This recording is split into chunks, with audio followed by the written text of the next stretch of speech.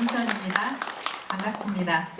오늘 밖에 하늘색이 너무 지금 좋잖아요. 근데 그 하늘을 두고 ECC에서도 제일 깜깜한 이 방에 지금 여기 함께 해주셔서 대단히 감사드립니다. 주제가 좀 거창하긴 하죠. 미래의 도시, 유토피아인가 디스토피아인가. 물론 이 제목에 이끌려서 오신 분들도 계시겠지만 좀 너무 거창한 이름으로 잡아서 좀 걱정도 했었습니다. 하지만 제 특기가 시작은 창대하나 끝은 소소하게 이렇게 끝나는 게 특기이기 때문에 조금 부담 없이 이렇게 들으시면 될 것 같습니다. 내가 살고 있는 이곳, 그러니까 여러분이 살고 있는 이곳이죠. 이곳은 유토피아에 더 가까운가요? 디스토피아에 더 가까운가요? 한번 생각을 해보시죠. 보통 이제 아이돌들은 팬들의 그 사랑을 먹고 산다 그러는데 여기서 강의하는 사람들은요 여러분들의 리액션을 먹고 살거든요. 그러니까 한번 제가 어떤 리액션을 보여주시는지 질문을 한번 해보겠습니다. 여기 앞에 두 번째 청자켓 입고 계신 분 어때요? 내가 사는 이곳이 어느 쪽에 더 가깝다고 생각하세요? 유토피아가 뭐지? 뭐 그렇게 고민하신 건 아니죠? 하나요? 잘 모르겠어요. 그럼 강의를 듣고 끝날 때 한번 생각해 보시죠. 유토피아, 디스토피아라는 용어를 아마 모르진 않으실 거예요. 모르진 않으신데 이제 막상 내가 지금 어디에 살고 있느냐라고 하면은 어디지? 라고 이제 다들 의아해 하실 것 같은데 뭔지 모르지만 분명히 나는 앞으로의 미래는 디스토피아보다는 유토피아가 되기를 바란다는 막연한 생각들은 가지고 계실 거라고 생각을 해요. 유토피아는 토마스 모어라는 사람이 1516년에 쓴 책의 제목이에요. 유토피아. 우리가 지금 굉장히 많이 쓰고 있는데 그 뜻은 사실은 없는 이란 뜻이에요. 그리스어에 없는 장소. 그러니까 사실은 현실에 존재하지 않는 장소란 뜻이죠. 우리가 이상향이라고 보통 얘기를 하죠. 그렇죠? 여기는 유토피아다라고 할 수는 없을 거지만 우리가 유토피아를 향해서 나아갈 수는 있다라고 생각을 하는데 이제 사람들의 열망이죠. 이 유토피아라는 용어에 발음이 비슷한 유라는 뜻을 좋은이라는 뜻을 붙여서 우리가 바라는 이상향, 굉장히 좋은 곳이라고 해석해서 얘기를 하기도 하는 그런 단어입니다. 이게 처음 토마스 모어가 책을 냈을 때 그 첫 번째 인쇄본의 표지예요. 근데 이걸 잘 보면 굉장히 아이러니하게도 이게 이제 유토피아를 그린 그림이거든요. 근데 이 유토피아는 마치 섬같이 그려져 있어요. 근데 이게 원래 섬이 아니고 땅을 운하를 파서 바깥과의 교류를 끊었어요.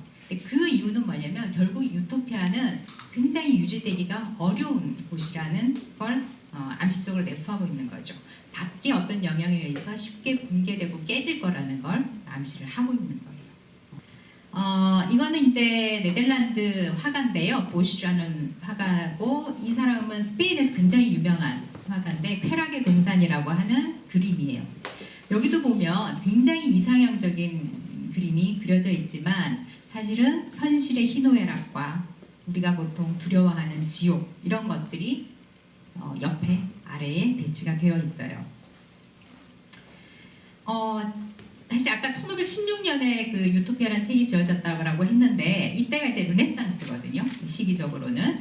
그래서 그때쯤에 우리가 중세 때 우리가 암흑의 시기라고 얘기를 하지만 사실은 중세 때 인간의 많은 지식들이 잉태되었다가 르네상스 때 발화가 된 건데 그래서 그때 특히 신에서 인간에게 관심이 넘어가면서 굉장히 많은 작품들이 나오기도 합니다. 그 중에 하나가 이런 이상도시에 대한 그림들이 굉장히 많이 나왔어요. 이런 투시도법 같은 거, 원근법이 적용이 되면서 이런 이상도시에 대한 그림들이 많이 나왔는데 그 중에 하나를 제가 가지고 왔는데요. 그 당시에 사람들이 이상도시는 이럴 것이다 라고 그린 거예요. 굉장히 질서정연하고 깨끗하고 그 이전의 세계였던 중세를 우리가 상상을 해보면 말할 수 없이 합리적으로 보이는 이런 그림들을 이제 이상도시라고 얘기를 하면서 그려냈죠. 그리고 그 역사는 굉장히 오랫동안 이어져요. 여기 보면은 1460년에 스포르진다라고 이름 지어진 이 이상도시. 심지어는 1900년도에 가까이 와서의 하워드가 전원도시라고 부르는 이 이상도시도 사실 굉장히 비슷한 모양을 가지고 있죠. 굉장히 기하학적이고 질서정연하고 우리가 보통 이제 합리적이라고 생각하는 어떤 틀에 의해서 만들어진 이런 도시들을 상상하는 거죠. 물론 현실에 존재하지는 않는, 하지만 이거를 구현한 도시들도 있긴 해요. 유럽에 있긴 한데 이런 것들을 이제 계속 그려내고 있었다는 거죠. 거기에 반해서 디스토피아라는 단어는 그때 같이 만들어진 단어는 아니에요. 우리가 잘 아는 존 스튜어트 밀이 영국이 아일랜드를 굉장히 부당한 방식으로 지배한다는 것에 이제 분노를 해서 영국 의회에서 강연을 했는데 그때 처음으로 디스토피아라는 용어를 사용을 했었어요. 디스가 나쁜, 아픈 그런 뜻이죠. 그러니까 굉장히 나쁜 것. 근데 사실 요즘 우리 사회에서 젊은이들이 우리나라를 뭐라고 부르나요? 바로 나오네요, 일단. 헬조선. 그게 바로 디스토피아를 상정해서 얘기하는 거라고 생각을 해요. 정말 우리는 근데 이런 디스토피아에 살아야 되는가? 근데 의외로 우리는 디스토피아에 대해서는 굉장히 익숙해요. 보면은 굉장히 많은 우리가 쉽게 접할 수 있는 매체에서 디스토피아를 굉장히 많이 다루고 있거든요. 유토피아보다는 디스토피아를 훨씬 많이 다루고 있어요. 왜 그럴까요? 자, 한번 여러분들이 봤던 영화들이 굉장히 많이 나올 거예요. 빨리 한번 넘겨볼게요. 1984, 우리가 이제 20세기 될 때 굉장히 많이 21세기로 넘어갈 때 얘기됐던 1984, 뭐 이퀄리브리엄 이런 것들. 메트로폴리스는 1927년에 만들어진 최초의 장편 SF 영화라고 하는 건데요. 메트로폴리스가 이 시대부터 시작해서 이미 디스토피아를 그리고 있고, 뭐 잘 아는 가타카, AI 같은 영화, 그 다음에 로보캅, 마이너리티 리포트, 굉장히 익숙한 영화들이죠. 혹성 탈출, 터미네이터, 매트릭스, 우리의 젊은 날을 뚫고 간 영화들이죠, 전부 다. 그 다음에 최근에 이런 헝거 게임, 잘 아는 설국열차와 심지어 부산행.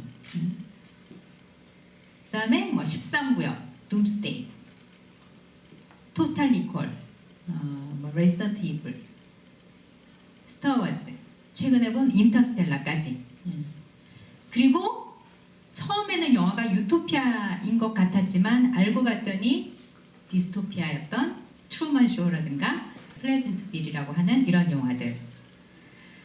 그런 것들을 보면은 다 왜 이렇게 디스토피아를 많이 다루고 있을까? 이거는 뭐 몇 개만 추린 건데 정말 디스토피아를 많이 다루고 있죠. 근데 재밌는 거는 여기에 있는 감독들이 결국은 우리에게 마지막에 어떤 신락 같은 희망을 늘 주려고 애를 쓰죠.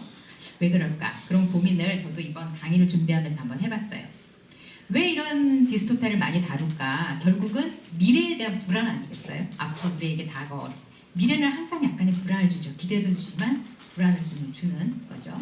미래에 대한 불안이라고 하는 거는 결국은 잘 들여다보면 관계에 대한 불안이고, 어떤 우리가 속해 있는 공동체에 대한 불안이고, 또 한편으로는 거주에 대한 불안이라고 생각을 해요. 물론 뭐 핵전쟁이 일어나면 어떡해요, 막 그런 얘기들을 하지만 결국은 우리가 살아있는 한은 저런 부분에 대한 불안이 아닐까라고 생각을 해보는 거죠. 그러면서 아까 신랑 같은 희망을 왜 줄까? 가끔 그런 생각 안 하세요? 저는 내가 살아있는 이곳이 사실은 현실이 아니고 나는 이렇게 어디 튜브에 꽂혀가지고 어디 이렇게 들어가 있는 게 아닐까? 그런 걱정 안 해도 될 거라는 생각은 또 들어요. 왜냐하면 그렇게 뭐 가상으로 보여줄 거면은 뭐 행복한 걸 보여주지 않겠어요? 근데 우리의 이 삶은 행복하지만은 않잖아요. 그러니까 분명히 이거는 뭐 리얼리티, 그냥 현실일 거다라는 생각을 하게 되죠. 그러면서도 감독들이 이런 것들을 보여주면서 왜 거기에 영화에 나온 사람들은, 주인공들은 편안한 꿈을 버리고 거칠고 힘든 현실로 나오도록 할까? 그걸 가만 생각해보면 결국은 감독들이 힘들고 고단한 삶을 사는 우리들에게 희망을 주기 위해서가 아닐까? 그래도 이곳이 훨씬 살만하다라는 그런 생각을 이걸 정리하면서 한번 해봤어요.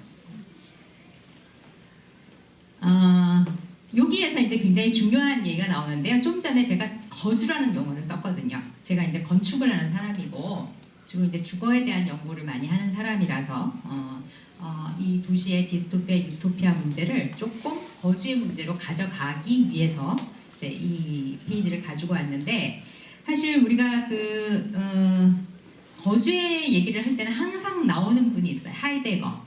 이름은 잘 아시죠? 하이데거가 이런 얘기를 했어요. 인간의 실존은 궁극적으로 자신을 둘러싼 환경과의 관계를 설정하는 거다. 그리고 뭐 사유라고도 얘기하는 생각은 주변의 공간과 환경을 어떻게 인식하느냐의 문제다. 그리고 건물은 생각과 물리적인 공간 사이의 관계를 조정하는 역할을 하고 그 관계 맺음이 바로 거주이다. 좀 복잡하죠, 머리가. 근데 결론적으로 보면은 처음 시작한 이 실존이라는 단어와 거주라는 단어가 결국 다 이어져 있다는 거죠. 그래서 우리가 늘 고민하는 우리의 실존의 문제는 결국 여러분들이 머무르고 살고 있는 이 여러분들의 환경, 여러분들이 살아가는 이 공간, 작게는 집에서부터 우리가 살고 있는 커뮤니티, 마을, 도시와 뗄래야 뗄 수 없는 관계라는 얘기를 사실은 하고 있는 거예요. 그래서 오늘 저의 얘기는 유토피아, 디스토피아, 미래 도시 문제를 조금 거주에 초점을 맞춰서 얘기를 해볼까 합니다. 우리의 도시가 어떻게 변했는지를 한번 아주 시간이 별로 길지 않기 때문에 짧게 한번 넘어가 보겠습니다. 우리는 전통적인 마을은 굉장히 생산 공동체였어요. 잘 아시다시피 우리는 벼농사를 주로 했었고 여기 뭐 그림에서 보시다시피 옹기종기 모여 살 수밖에 없었어요. 왜냐하면 벼농사는 굉장한 노동 집약적인 산업이거든요. 그러니까 자식을 낳아서 밖에 내보낼 수가 없는 거예요. 왜냐하면 제가 일을 해야 되는데 그래서 굉장히 위계 질서가 강한 곳이었죠. 그래서 보통 유교 사회는 대부분 벼농사를 하는 곳이라는 얘기도 있어요. 산업과 뭐 종교, 이데올로기의 연관 관계에서 그렇게 얘기하시는 분들도 있는 거죠. 그러면서 여기 계신 나이가 조금 드신 분들은 이제 좀 공감을 하고 젊은 친구들은 좀 덜할 텐데 우리는 비교적 세계에서 늦게 근대화, 산업화, 도시화를 겪게 되는 거죠. 그래서 근대화의 과정을 이제 늦게 겪으면서 저는 이런 골목을 경험을 했어요. 옛날 그 구도심에 살다가 소위 공영주택이라고 하는 양옥집들이 쭉 지어지는 그런 골목길, 그게 나의 우주의 전부였던 시절이 있었거든요. 근데 그게 우리 동네였고 내가 거기를 뛰어다니던 이런 시절이 있었죠. 그러면은 거기는 다 누구 집으로 통하던 그런 시절이 있었어요. 그리고 이제 달동네로 대변되는 저렴주택들이 많이 있던 우리가 이렇게 워낙 우리나라에 이렇게 구릉이 많잖아요. 그런 집들도 같이 공존하고 있었죠. 저런 곳은 사실 굉장히 여기 그림에서도 있지만 뭐 엄마 아빠가 밖에 나가서 일을 하더라도 아이들이 그냥 아이들끼리 뛰어놀고 집에 있는 저런 할머니들이 와서 집이 좁으니까 밖에 나가서 일을 하면서 자연스럽게 동네 아이들을 돌봐주는 그런 기제가 작동하는 곳이었어요.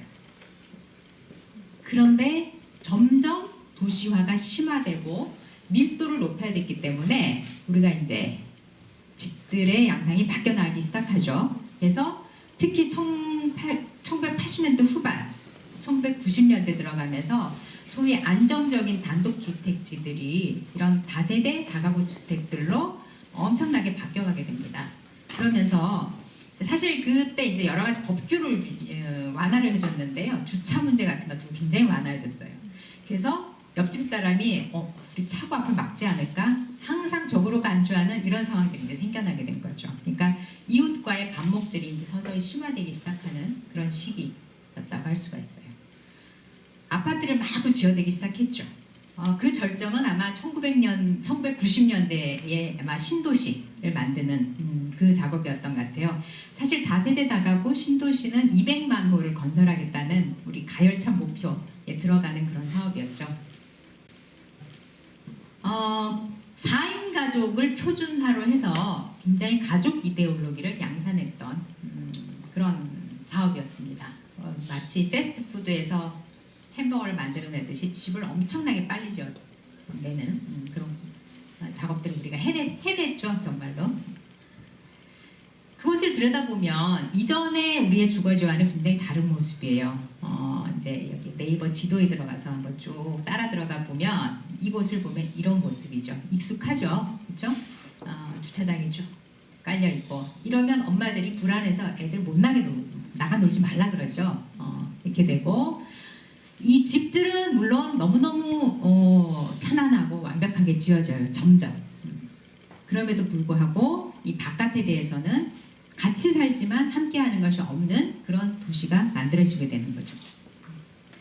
그리고 바깥쯤 보면 아파트 단지의 외곽은 굉장히 다른 단지와 차단되어 있어요. 그렇죠? 그리고 어마어마하게 큰 도로가 가로막고 있고 아파트들만 모여 있고 우리가 칼국수라도 한 그릇 먹으러 가려면 차를 몰고 이 중심 상업지역이라는 곳으로 갑니다. 간판이 질비한 저 이면 도로는 차들로 가득 차 있고 이런 삶을 우리가 사실 살고 있는 거죠. 물론 최근에 지어진 아파트들이 많이 좋아지긴 했어요. 조경도 많아지고 뭐 좋아지긴 했지만 사실 그게 실제로 우리의 관계들이 더 나아졌느냐? 거기에는 다들 아마 퀘스천을 가질 거라고 생각을 해요. 그러면 우리가 이런 집들, 이런 도시를 왜 만들었는가? 그 이론적인 배경이 전혀 없는 것은 아니에요. 우리가 이제 산업화에 의해서 보통 이제 도시화가 그렇게 심화됐다고 얘기를 하는데 그 산업화를 우리가 보통 산업혁명이 시작됐다라고 얘기를 하잖아요. 그래서 런던의 모습이에요. 산업혁명이 일어나고 하고 이제 도시화가 일어났을 때 런던의 모습인데요. 구스타프 도레라는 작가가 그린 그 당시 런던의 모습이죠. 목탄으로 그려도 그냥 이거는 칼라 그림이다 라고 얘기해도 전혀 문제가 되지 않는 모습이에요. 워낙 시커멓게 막 연기들이 가득 찼기 때문에. 그리고 이때 보면은 집들이 부족해서요. 한 방에 조그만 방에 막 10명씩 14명씩 포개 자고 뭐 그랬었어요. 그리고 이제 여러분들 소설에서 올리버 트위스트 같은 데서 봤지만 길에 거지 고아들이 질비했었죠. 이런 식으로. 이렇게. 그래서 이제 근데 공장을 경영하는 사람들은 어쨌든 사람들이 있어야 되니까 노동자 주택이란 것을 이제 급하게 짓기 시작해요. 이것도 마구 양산을 해내는 거죠. 그 중에 이제 대표적인 게 백투백 하우스라는 거예요. 백투백 하우스는 뭐냐면 등과 등이 맞은 집이에요. 여기 보면 이런 식으로 등과 등이 맞은 이 집. 그랬더니 환기도 안 되고 햇빛도 안 들고 너무너무 열악한 거죠. 그렇죠? 근데 사실 우리나라에서 굉장히 좋다는 요즘 뭐 주상복합들이 환기 안 돼서 생선을 못 구워 먹는다 이런 얘기 하잖아요. 사이즈만 컸지 어떻게 보면 그런 집들도 백투백 하우스나 마찬가지. 어떨 때는 옆도 붙어 있고 뒤도 붙어 있고 어쨌든 이런 백투백 하우스들이 마구 지어지고 있고요. 이제 이런 문제들 때문에 사실 이제 법적으로 조례주택이란 것들이 이제 지어지기 시작해요. 법적으로 최소 주거의 규정들이 이제 생겨나기 시작하는 거죠. 환기가 그래도 어느 정도 되게 적어도 1조가 어느 정도 되게. 그래서 이제 법으로 이거를 규제들을 하기 시작하는데 뭐 법으로 무슨 규제 최소 규정을 만들어주면 대부분 생산하는 사람들 거기 맞춰서 최소한으로 이렇게 생산을 하잖아요. 그러다 보니까 아주 열악한 주거들이 굉장히 난립을 하게 되는 거죠. 그래서 드디어 건축가들이 주거에 개입하기 시작했어요. 이전에는 사실 건축가들은 궁전을 짓거나 멋진 성당 이런 걸 짓거나 그렇게 했었거든요. 그래서 집에는 관심이 없었어요. 아주 귀족들 집은 지었죠. 근데 일반 서민들의 집, 노동자의 집에 이제 건축가들이 개입하기 시작하는 건 사실 20세기 들어와서예요. 근대 건축가 중에 가장 유명한 건축가가 르 꼬르비지에라는 사람이거든요. 건축을 전공하지 않은 사람들도 들어보셨을 거예요. 그러니까 르 꼬르비제라든가 바우하우스의 교장을 한 여기 나오는 그로피우스 이런 사람들이 여기에 이제 굉장히 적극적으로 노력을 하게 됩니다. 결론적으로 보면은 이 사람들이 보기엔 아까 공장과 집이 붙어있으니까 너무 문제가 많은 거예요. 그래서 거주하는 곳, 집이 있는 곳과 노동을 하는 곳, 휴식을 하는 곳은 분리가 돼야 되겠다고 생각을 하는 거예요. 그게 오늘날의 우리가 지역지구제예요. 상업지역, 주거지역 다 따로 있잖아요. 거기서 이제 발상을 한 거죠. 그 다음에 최소한의 생활을 유지할 수 있는 미니멈 하우스. 이런 것들을 이제 제안을 해요, 건축가들이. 그리고 뭐 여기는 뭐 높이, 임동 간격, 햇빛 들게 하기 위해서. 그래서 집이 기계다라고까지 얘기를 했어요, 꼬르비제. 그래서 집은 표준화된 그런 유니트들의 경제적인 집합체다라고 본 거죠. 그러면서 1930년대에 아테네 현장이라는 거를 건축가들이 모여서 이제 만들어요. 그래서 뭐 이런 식으로 쭉 분리가 돼 있어야 되고, 그걸 연결해 주는 거는 아주 효율적인 교통 체계다. 그렇게 이제 주장을 하게 되는 거죠. 그러다 보니까 우리의 도시는, 근대 도시들은 굉장히 무미건조하고 굉장히 수학적인 그런 도시로 바뀌게 되고, 굉장히 표준화된 어떤 대량 생산 시스템에 의해서 집을 만들어내는 방식으로 이제 바뀌게 되는 거죠. 그래서 근대적 대량 생산 주택이 양산되는데, 그게 이제 우리가 흔히 보는 아파트라고 이제 생각하시면 될 것 같아요. 굉장히 재밌는 건 이 1942년에 꼬르비제거든요. 이분이 이제 빛나는 도시, 300만인을 위한 도시, 이런 것들을 제안을 하는데요. 여기 그림에서 보면 낯설지는 않죠. 그렇죠? 고층 타워의 아파트, 밑에는 잔디밭이 있고, 여기는 이제 사람들이 모여서 살고, 도로가 빵빵 뚫려 있고, 내가 일할 곳은 저기 어디, 저 너머 어디에 분명히 있을 거고, 뭐 이렇게 이제 도시를 제안을 하게 돼요. 그 꼬르비제가 이걸 이제 저 넓은 지평선에다 대고 쫙 구상을 하는 그런 모습인데요. 굉장히 아이러니하게도 아까 그 모델이죠. 1970년대에 대한민국에서 이게 그대로 구현이 된다라는 거죠. 어딘지 아시죠? 반포 아파트예요. 지금 이제 재건축으로 핫 이슈가 되고 있는 반포 아파트 또는 잠실 아파트. 꼬르비제는 스위스 태어나서 프랑스에서 활동한 건축가인데요. 의외로 유럽 도시들은 그 기반이 굉장히 좀 세다 보니까 거기서 별로 구현을 못하고, 의외로 한참 지나서 대한민국에서 저게 구현됐다는 거는 굉장히 아이러니가 아닐 수 없죠. 지금도 우리가 지어지는 아파트들은요, 저런 일자형은 아니지만 사실은 다분히 저 원리에 기초를 해서 만들어지고 있어요. 아파트는 아파트대로, 일하는 곳은 동탄에 지어져도 일하러 서울로 오잖아요. 열심히 그렇게 만들어지고 있는 거죠. 그런데 이미 1950년대 들어가면은 이미 서구에서는 좀 전에 얘기했던 그런 근대적 공간 구성 논리에 대한 어떤 반박들이 나타나기 시작해요. 사회적인 소속감이라든가 개인의 정체성을 빼앗는 도시는 바람직한 도시가 아니다라고 얘기를 하는 거죠. 그래서 일상적이고 평범한 도시 공간이라도 문화적인 의미가 상실되어서는 안 된다라고 이제 얘기를 하고 있죠. 그 조금 뒤에 만들어진 거긴 하지만 그 예를 하나 보여드리면요. 여러분들이 혹시 런던 가보신 분들 계실 텐데, 런던에 가면 항상 이제 관광 코스로 가는데 코벤트 가든이라는 곳이 있어요. 코벤트 가든의 약간 그 주변에 오담스워크라는 주거지가 있어요. 별로 크지도 않아요. 이렇게 생겨서 벽돌로 만들어진. 밑에는 여기 가게들이 쭉 있죠. 위로 올라가면 이런 모습이에요. 여기는 뭐냐면 우리 지금 집에 갈 때 어때요? 남과 마주칠 수가 없어요. 엘리베이터 타고 쑥 올라가고, 그렇죠?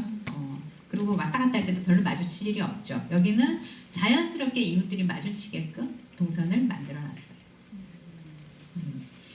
별거 아닌 것 같지만 이게 굉장히 우리의 삶을 바꿔놓는 방식이다라는 거죠. 그래서 이렇게 만들어지고 있고, 그리고 이게 주상복합이잖아요. 상업이 있고 집이 있고. 근데 우리나라 주상복합은 자들끼리 하는 이 지하의 공간과 그렇죠? 위에 집이 있고 굉장히 배타적이고 폐쇄적인 주상복합을 만들고 있죠.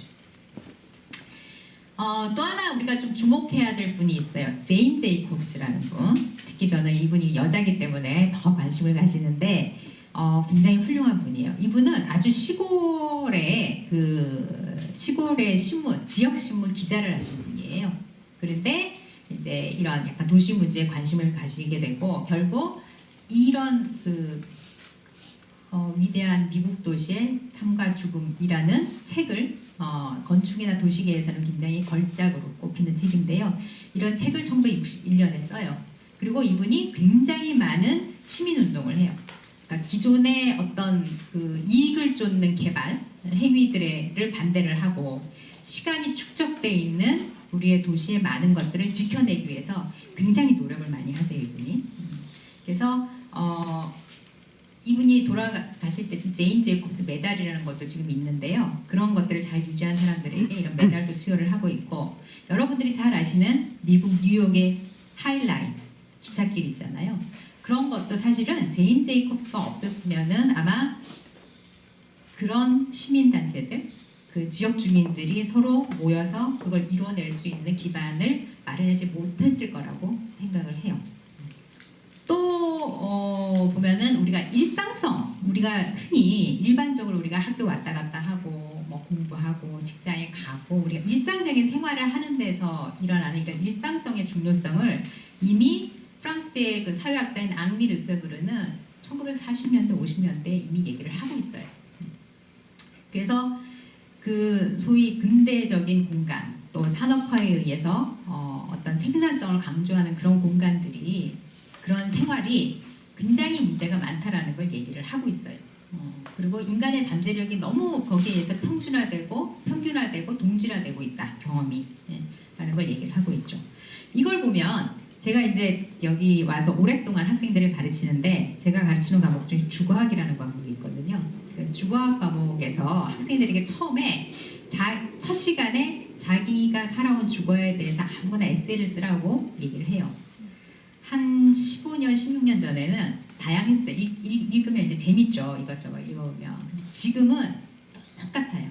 내가 어떤 아파트 몇 동에서 태어나서 몇 동으로 이사 갔다. 아빠가 돈 좀 벌어서 평형을 넓혀서 몇 동으로 다시 이사, 어디 단지로 갔다. 너무 똑같은 거예요. 심지어는 한 강의실에 있는 모든 학생에게 아파트에 살지 않은 사람 한 명도 없는 경우도 있을 정도예요. 아파트라는 공간이 굉장히 경험을 획일화시키죠. 심지어 벽도 편편해요. 우리가 아파트를 영어로 플랫이라고 부르거든요. 바닥이 편편하니까. 벽도 평평해요. 정말 재미없죠. 숨바꼭질 할 데도 없고. 그래서 참 슬프다는 생각을 하면서, 그래서 이제 숙제를 바꿨어요. 엄마 아빠랑 인터뷰를 해서 엄마 아버지의 주거의 경험을 써와라. 그러면 이제 재밌죠. 우리 엄마가 초가집에 산 거 처음 알았어요. 이런 이제 에세이들을 학생들이 써서 내요.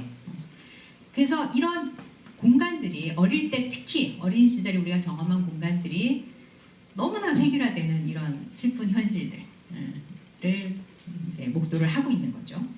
그러면 우리의 지금 현재 도시의 현실과 미래를 한번 볼까요? 멋있죠, 사진. 이거 저 뒤에 계신 분이 찍어준 거예요. 건축 사진 작가신데요. 제가 냉면 한 그릇에 샀어요.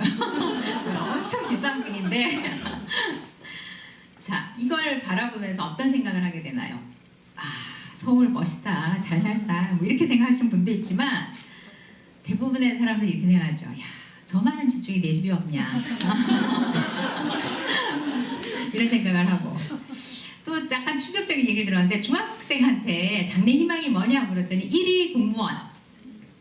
얘기 많이 들었죠. 2위가 뭔지 아세요? 건물주.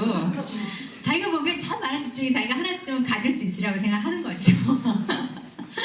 쉽지 않죠. 그렇죠? 아파트 공화국이에요. 여기에 몇 개, 물론 이제 여기 강남에 여기 롯데가 있고, 여기 좀 테헤란로 주변에 오피스들이 있긴 하지만 대부분 아파트죠, 그렇죠? 강북도 마찬가지죠. 다 아파트예요. 그래서 우리나라를 아파트 공화국이라고 부르죠. 근데 저 앞에 제가 쓴 단어가 하나 있어요. 민간 아파트 공화국이에요. 잘 알다시피 유럽이나 좀 선진국에는 소위 소셜 하우싱이 굉장히 발달되어 있죠. 국가가 주택의 공급을 굉장히 적극적으로 책임을 져요. 그런데 우리는 처음에는 지력을 했죠. 시민 아파트도 짓고 했는데 도저히 감당이 안 돼서 결국 1980년대 들어가면은 민간에게 완전히 떠넘기게 돼요.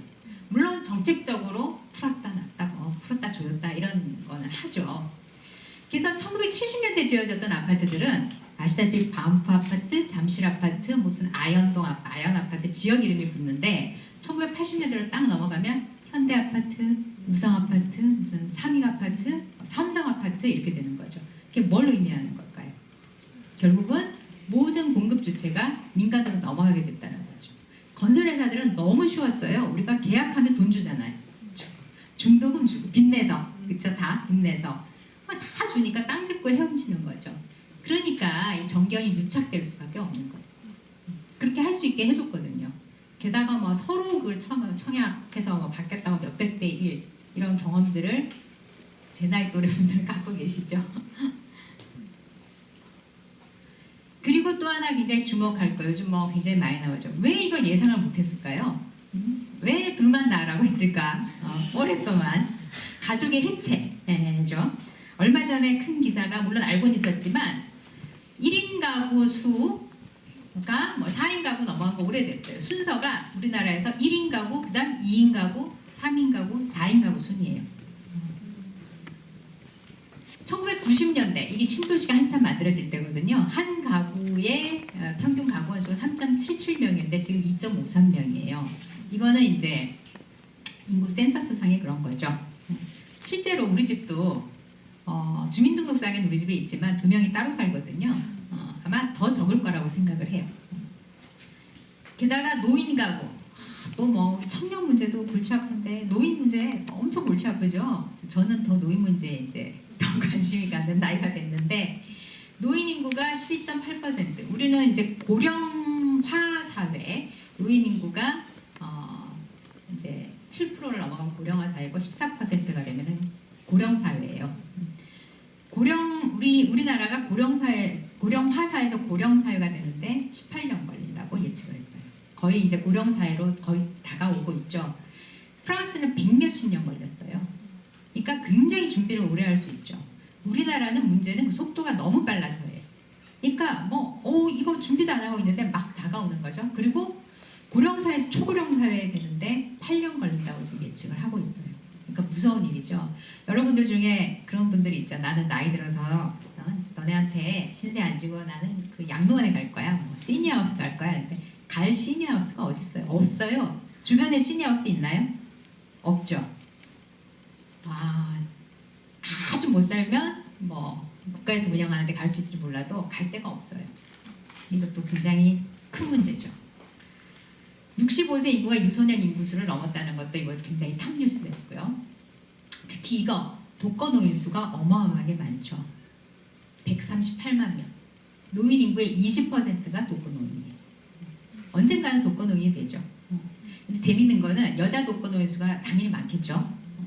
남자 독거노인 수 근데 증가 속도는요. 남자 독거노인 수의 증가 속도가 더 크대요. 이제 남자 시아버님이 혼자 돼도 아무도 케어 안 하는 거죠. 그리고 또 하나 비정상적인 형태의 거주, 여관, 판잣집, 노수 36만 명. 분명히 우리나라는 주택 보급률이 100%를 넘었어요. 그럼에도 불구하고 소위 주거 취약계층들이 어마어마하게 많다라는 거죠. 청년 주거 문제는 여기 이제 청년들이 많네요. 그렇죠? 함께 해결해야 될 숙제죠. 뭐 월세 말고 전세 차려는데 실정을 모르냐 뭐 이렇게 하고 청년들이 하다 못해서 이제 자기들이 뭔가를 만들었죠. 내 집 마련은 바라지도 않는다. 방이라도 달라. 이렇게 이제 얘기를 하면서 뭔가 이제 움직임들을 보이고 있어요. 주거 빈곤층, 원룸 고시원, 고시원에 고시하러 들어간 사람 없죠. 사실 아파트로 다 바뀌었기 때문에 아파트는 새로 주기 쉽지 않잖아요. 저렴 주택이 없는 거예요. 그러다 보니까 이제 도시의 외곽으로 밀리거나 이런 고시원 같은 데를 찾아가게 되는 거죠. 심지어는 여관방을 전전하는 부산행의 프리퀄이라는 서울역이라는 애니메이션 보셨어요? 거기 보면 주인공이 여관방을 전전하면서 살아가고 있죠. 굉장히 많아요. 여기 늘어나고 있는 1인 가구, 건강, 빈곤, 주거 환경 등은 다 열악하다라는 얘기들 늘 나오는 얘기예요. 이것도 또 재밌는데 극소면적, 주차장 한 칸 사이즈에 살아가는 그런 계층들이 굉장히 많이 있다라는 거죠. 이거 자세히 굉장히 이거를 실측해서 실제 모습을 그려놓은 거예요. 보면은 뭐 여기 보면은 막 흐트러져 있고 다리를 뻗으면 발끝이 닿는 다리를 구부리고 자야 되는 이런 방이에요. 그렇지만 여기는 할 수 있다라고 써 있어요. 그래서 안 보이시겠지만 도시의 일용직의 방이에요. 여기 이제 워커 같은 게 있고 들고 나가는 가방이 있고 이렇게 흐트러져 있는 이런 모습들이죠. 굉장히 많이 있죠. 그리고 아까 잠깐 얘기했던 고령자의 주거 문제들 뭐 두 개를 다 지금 우리가 해결을 해야 되니까 쉽지가 않죠. 제가 며칠 전에 요 ECC 화장실에서 발견한 조를 하나 찍었어요. 여기 대연 아파트, 럭키 아파트 월 30만 원. 할머니가 혼자 계시니까 방 두 개를 새로 놓겠다는 거예요. 딸이 쓴 거예요. 어머니를 모시기는 부담스럽죠. 부담스러우니까 누가 젊은 사람들이 함께 살아주면 좋겠다. 굉장히 좋은 아이디어예요. 그렇죠? 그리고 커뮤니티 단절 문제, 고독사. 너무너무 많죠. 요즘은 뭐 그런 뉴스에 들려도 한 귀로 듣고 한 귀로 흘릴 정도로 아주 흔한 얘기가 되어버렸어요. 좀 걱정돼요, 이런 게. 혼자 있다가 죽으면 어떡하나, 뭐 이런 문제들. 근데 이런 우리의 거주에 대한 위기의 원인이 굉장히 다양하겠죠. 그렇죠? 근데 거기에는 저는 이제 도시를 만들고 건축을 하는 사람이니까 우리가 도시를 만들고 집을 짓는 방식에도 분명히 책임이 있다라고 생각을 하는 거죠. 왜냐하면 지나치게 폐쇄적인 집. 사실 어때요, 우리 집? 철문을 딱 열고 현관문을 닫는 순간 아무도 거기에 관여하지 않죠.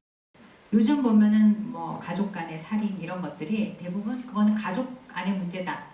그 철문 안에서 일어나는 일에 대해서는 아무도 관심 가지지 않는 거죠. 지나치게 프라이버시를 강조하는 이런 주거 문화. 그게 이제 결국은 우리 사회를 이렇게 만들고 있기도 하다라고 이제 스스로 진단을 한 부분입니다. 그래서 이제 쉽게 얘기해서 우리가 마을이 사라졌다는 얘기를 많이 해요. 그 얘기는 사람이 사라졌다는 거고 실제로 사람이 사라진 건 아니죠. 사람은 있지만 관계망이 다 깨져버린 거죠. 관계가 사라진 거. 심지어는 집 그러면은 안락함, 편안함, 나를 돌봐주는 그게 이제 보통 우리가 집 하면 떠오르는 연상 단어였는데 이제는 내 등을 뉘을 곳이 어딘가. 집이 나를 공격하는 그런 사회가 됐다는 거죠. 그래서 지금 점점 우리는 유토피아에서 물론 옛날에 뭐 이렇게 다 좋지는 않았죠. 배고프고 힘들고 하긴 했지만 모두가 그랬기 때문에 그 어려움이 좀 덜했었는데 유토피아에서 점점 디스토피아로 가고 있는 것이 아닌가라는 생각을 해보게 되는 거죠. 그러면 대안은 없을까요? 사람은 굉장히 영악하고 적응력이 아주 뛰어나죠. 이미 우리 사회에서는 굉장히 많은 대안들이 만들어지고 있어요. 그 중에 몇 개 사례를 보여드리려고 합니다. 이거는 저의 개인적인 경험인데요. 올 여름에 제가 모로코를 여행을 갔었거든요. 모로코는 이슬람 국가죠. 그 중에 이제 마라케시라는 도시를 갔었는데요. 이 이슬람 국가들 도시의 구조는요, 사실은 굉장히 오래됐어요. 기원 전부터 있던 도시 구조가 그대로 이어져 오고 있는 그런 구조거든요. 그러니까 이 길들 보면 꼬불꼬불하죠. 이 골목길 한번 들어가면 못 나온다는 그 골목길들을 이제 돌아다녔는데, 물론 가이드가 있었죠. 여기는 사실 한 10집에서 10몇 집들이 하나의 이런 약간 커뮤니티를 이뤄요. 그래서 같은 우물을 공유를 하고 같은 빵집을 공유를 해요. 그런 집들이 막 모여 있는 거죠. 사실 우리가 봐서는 어느 집까지가 경계인지는 사실 구분이 잘 안 돼요. 그리고 밖에서 봤을 때는 어느 집이 큰 집이고 작은 집인지도 구분이 안 돼요. 밖에서는 그냥 다 이렇거든요. 이런 조그만 구멍으로 집이라고 들어가거든요. 근데 안에 들어가서 넓게 쓰는 집도 있고 조그맣게 쓰는 집도 있고 굉장히 사회적 계층이 섞여 있어요. 한 곳에 섞여 있고 뭐 가게나 이런 것들도 이 안에 다 들어가 있고 좀 큰 시장이 있긴 하지만, 그리고 기본적으로 이슬람교는 굉장히 위계가 없는 종교예요. 그래서 삶도 사실 이 사람들은 그 삶과 종교가 일치화되어 있잖아요. 그래서 삶도 보면은 별로 위계가 없는 그런 삶을 살고 있죠. 우리가 잘 아는 성미산 마을, 오래됐죠. 이 사람들도 절실해서 만들어진 곳이죠. 여기가 아이들을 봐줄 사람이 없어서, 봐줄 곳이 없어서 공동 육아를 시작을 했죠. 거기서부터 이제 애들이 좀 크니까 학교도 만들고 뭐 그럼 우리 밥도 좀 같이 해 먹을까 이렇게 하면서 조합도 만들고 이렇게 된 곳이 이제 성미산 마을이에요. 굉장히 좋은 사례로 남아 있는 곳이죠. 그 다음에 이제 SH공사가 공모를 해서 만든 원룸 주택인데요. 사실 요즘 도시형 생활주택이라 그래서 엄청나게 많은 집들이 지어지고 있죠. 원룸들, 뭐 원룸, 투룸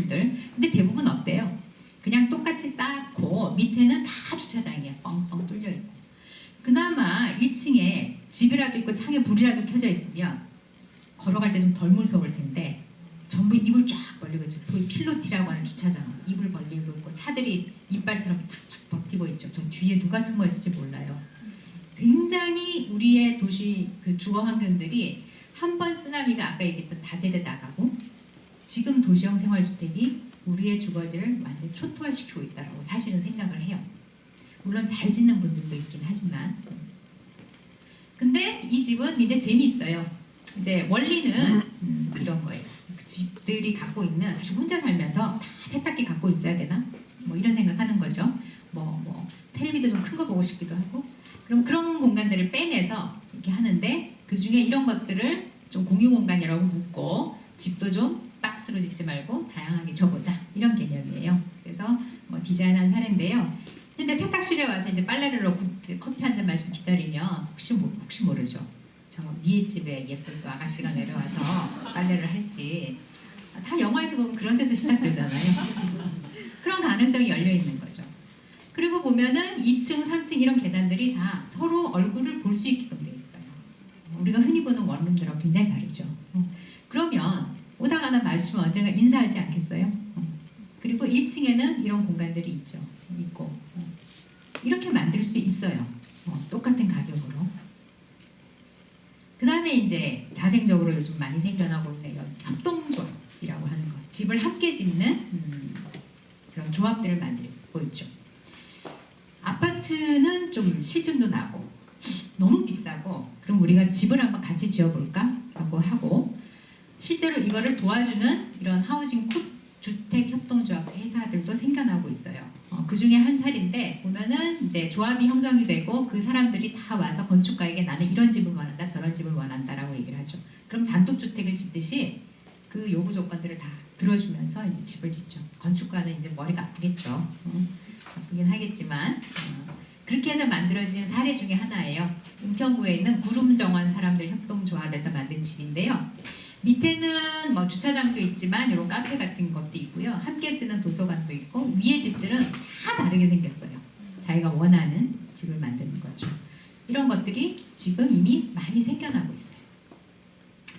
그 다음에 이제 아까도 잠깐 보여드렸는데 민달팽이 유니언이라고 하는 청년들이 스스로 출자를 해서 조합을 만들어서 집을 뭐 이거는 집을 짓는 건 아니고 있는 집을 이제 임대를 서로 이렇게 해준다거나 아니면 집을 지을 수도 있죠. 짓기도 하는 이런 것들을 하고 있어요. 그러면서 이 청년이다 보니까 자기의 주택 문제, 주거 문제를 광화문 광장에 가서 떠들기도 해요.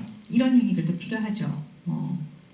그래서 어서 와 이런 집은 처음이지 뭐 이런 모임들도 하고 술을 먹으면서 집에 대해서 논의하는 주주 집과 술을 결합한 이런 모임도 하고 그리고 자기네들 조합원이니까 주주잖아요. 재밌죠. 참 하여튼 아이디어가 좋은 것 같아요. 그리고 이제 많이 들어보셨을 거예요. 코하우징이라고 하는 거. 여기 가까운데 통이동집이라는 데가 있어요. 그 사진인데요. 이곳은 어떤 건물주가 이게 다 도시형 생활주택을 지어서 보통 이제 건물주가 꼭대기 살잖아요. 그래서 원룸으로 내가 임대를 하겠다라고 한 걸 통으로 임대를 하셨어요. 이분들이 정림건축문화재단에 통으로 임대를 하고 운영하는 친구들이 들어가서 위는 주인이 사시고 1층은 그 건축문화재단의 사무실로 쓰고요. 위는 이제 코하우징이에요. 그래서 각각의 방이 있고 같이 쉐어하는 거실이 있고 지하에 이런 함께 쓰는 부엌이 있어요. 나름 룰도 있고 굉장히 재밌게 운영되는 곳이에요. 그러니까 이 사무실은 여기에 책도 있어서 동네 사람들도 들락날락하고 특강 같은 것들도 많이 있어서 우리도 가서 특강도 듣고 가끔씩 요리 클래스, 쿠킹 클래스도 운영을 하고 이런 것들이 이미 생겨나고 있다는 거죠. 그 다음에 들어보셨나요? 어쩌다 가게. 이게 옛날 단독주택이에요. 그거를 그래서 뭐 가게를 만들 수 있죠. 그렇죠? 요즘은 집을 사무실로도 쓰고 그러니까. 근데 여기서 주목할 건 이 사람들이 여기 들어오는 가게 주인들이 여기 있는 건축가가 음악을 좋아해서 약간 카페를 하면서 거기서 설계 사무실을 했는데 그때 알바했던 알바생의 친구들, 이 친구들이 이제 커서 나가서 초콜릿 하는 친구도 있고 커피 하는 친구도 있고 빵 만드는 친구도 있고 그런 거죠. 그 사람들이 이렇게 가게로 들어온 거예요. 그러니까 이걸 보면은 단순히 가게가 아니라 우리는 그 관계에 좀 더 주목해야 된다는 거죠. 관계 중에서도 너무 밀착된 관계 말고 좀 느슨한 관계. 그래서 이 사람들이 어쩌다 집도 만들었어요. 이것도 별거 아니에요. 그냥 임대주택이죠. 임대해주는 집. 근데 여기에 이제 여기 보면은 원룸도 있고 투룸도 있고 사무실이나 이런 것도 있고 1층에는 식당이 있어서 뭐 카페를 운영할 사람이 카페를 하고 몇 시부터 몇 시까지는 주민들이 쓰고 하는 이런 공간들이 만들어지고 있죠. 혼술, 혼밥, 혼녀, 혼 뭘 붙이는데 가끔씩은 이렇게 모여서 별거 아니죠. 가만히 들여다보면 별건 없더라고요. 근데 파티 같죠, 파티. 파티를 하는 거죠. 함께. 이게 결국 가족 아니겠어요? 함께 사는. 함께 먹는 게 식구거든요. 이게 이제 식구. 또 할머니들이 모여서 겨울에 뭐 일은 없고 경로당에 모여서 놀잖아요, 할머니들. 근데 이제 날은 춥고 집에 가서 보일러 다시 딸래니까 기름도 많이 들고 야 그냥 경로당에서 자자. 이렇게 이제 모여서 특히 이제 농한기 때 같이 모여 사는 이런 것들도 자연스럽게 생겨났어요. 이게 잘 되다 보니까 소문도 나고 지자체에서 지원도 해주고 이렇게 돼서 유명한 이 수위제라는 데가 있는데요. 그래서 할머니들이 모여서 밥도 먹고 운동도 하고 후암동에 조그만 재래시장이 있어요. 지금은 텅텅 비었어요. 가게도 별로 없어. 거기에 카페가 좋은 게 있다 그래서 가봤어요. SNS 통해서 봤어요. 제가 페이스북 열심히 하거든요.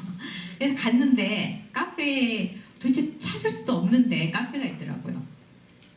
되게 좋아요. 오래된 거 그대로 유지하는. 그래서 여기 있는 커피를 내려주는 청년한테 제가 물었죠. 어떻게 이런 데 와서 카페를 할 생각을 했냐 그랬더니 제가 가진 예산으로 구할 수 있는 데가 여기밖에 없었다고 얘기를 하더라고요. 한편으로 짠하기도 하면서 근데 감각이 너무 좋더라고요. 근데 그런 게 생기다 보니까 옆에 빈 가게들을 가지고 소위 젊은 예술가들이 와서 그 빈 가게들을 기억하는 이런 프로젝트들도 진행을 하고 있어요. 양장점이었거든요. 여기가 양장점을 기억하는 이런 예술 행위들도 자연스럽게 일어나고 있는 거죠.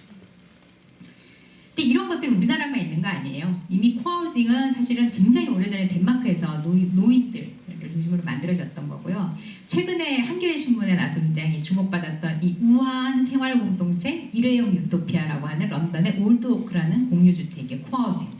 집은 10제곱미터예요. 주차 하나 사이즈보다 작아요. 자기 집은. 하지만 공유 공간에는 너무 럭셔리한 다양한 것들이 많은 거예요. 여기에 베드가 방이 546개가 있어요. 근데 여기 뭐 대기자가 어마어마하대잖아요. 여기 들어가면 자기랑 마음 맞는 사람을 안 만날 수가 없는 거예요. 그래서 거기서 영화 보는 그룹도 있고 뭐 책 읽는 그룹도 있고 뭐 스포츠 하는 그룹도 있고 이게 일회용 유토피아일까요? 글쎄, 그럴 수도 있겠죠.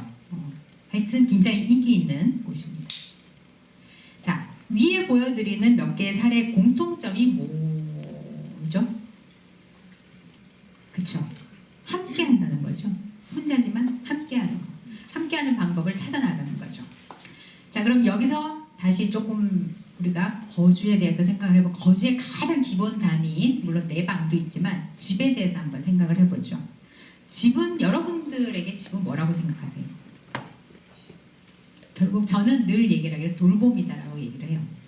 집에 가면 나를 돌봐줄 사람이 있죠. 물론 여성들은 집에 가면 돌봐주기를 기대하는 인간들이 기다리고 있지. 엄마, 여보, 나는 막 듣기 싫은 하지만 혼자 사는 사람도 몸이 아프면 집에 가요. 무형의 집이 어떻게 나를 돌봐주는지 모르지만 돌봐준다고 생각을 하죠. 그렇죠? 돌봄이다. 근데 돌봄, 노동을 한 여성에게 모두 떠맡겼어요. 지금의 집은, 지금의 우리의 사회 구조는.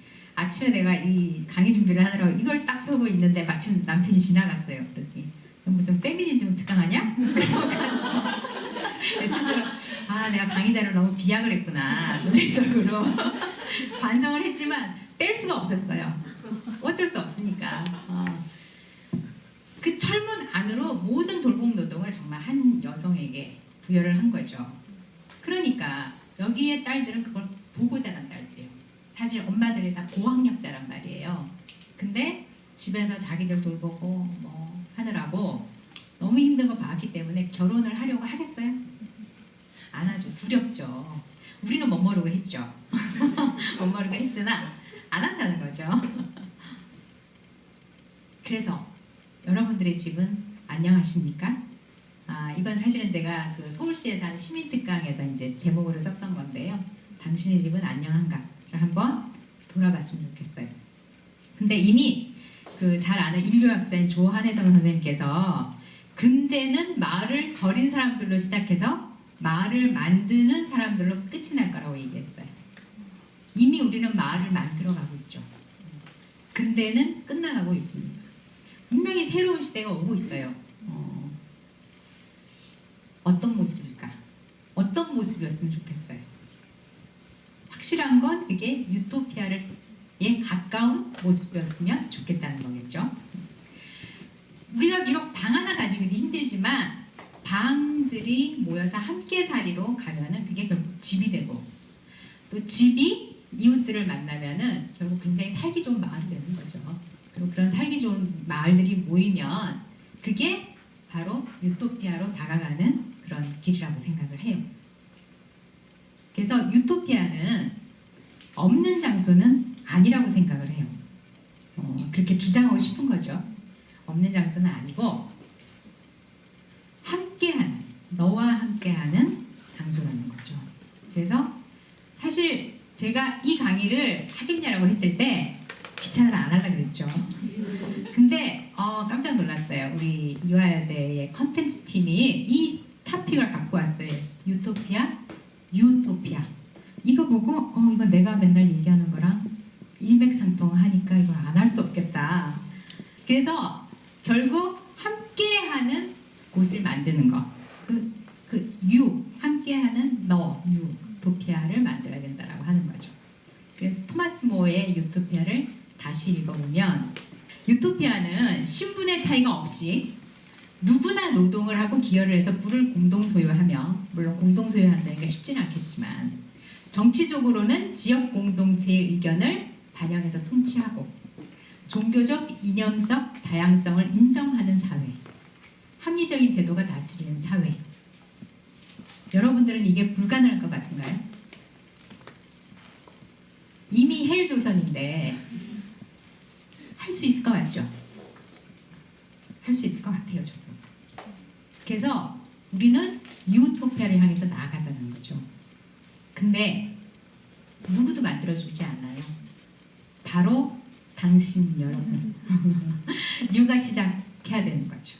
이명남 건축가라고 여러분들 아마 아시는 분들이 있을 거예요. 집에 대해서 책도 많이 쓰셨는데 그분이 어제 페이스북에 이게 하늘 사주가 나무 사주 올리면서 하늘이 나를 위로해 주는거나 이게 한마디 썼더니 친구들이 막 달았죠. 위로의 말을. 저도 달았어요.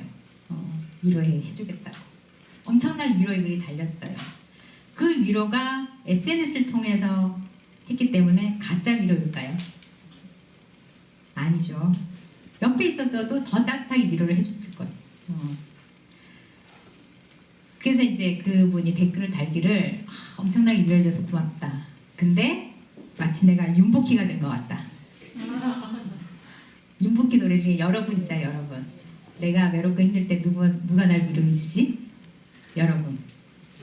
여러분들도 서로에게 그런 여러분이 돼준다면 우리 사회는 분명히 디스토피아 쪽에서 유토피아 쪽으로 옮겨갈 거라고 생각하고 우리가 유토피아를 만들어 갈 수 있을 거라고 생각을 합니다. 네, 오늘 강의는 여기까지 하겠습니다.